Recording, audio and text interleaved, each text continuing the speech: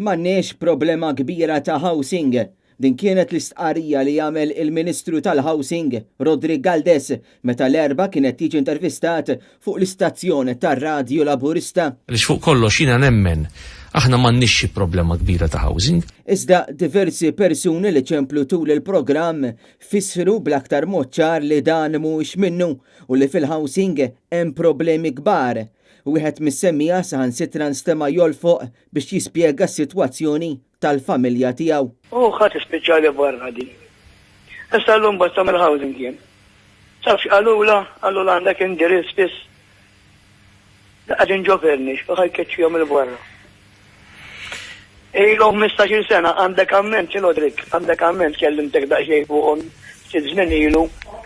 Għatlek u ġibthom fuq it-television 15-il sena ilu. Daħħet fuqhom barra ta'. Ma mhux iħallhom rampa stampa minn winna li ħelhom l-oħra. Fil-bidu tal-programm Rodri Galdes beda b'din l-istqarrija fejn ammetta li s-settur tal-housing ma kienx qiegħed jingħata l-importanza mill-gvern tal-Labor. Qasam li sfortunatament ma kienx qed jingħata l-importanza li jistħoqlu fl-ewwel leġislatura li kellna. Fl-aħħar xhur rajna l-problema tal-housing tinbidel fi kriżi fejn numru ta' nies anki fl-eqel tax-xitwa ma kellhomx għażla oħra għajr li jorqdu barra, jorqdu fil-garaxxijiet jew jorqdu fil-karozzi tagħhom. Din il-problema torbot ukoll ma' sitwazzjoni dejjem aktar gravi tal-faqar f'pajjiżna.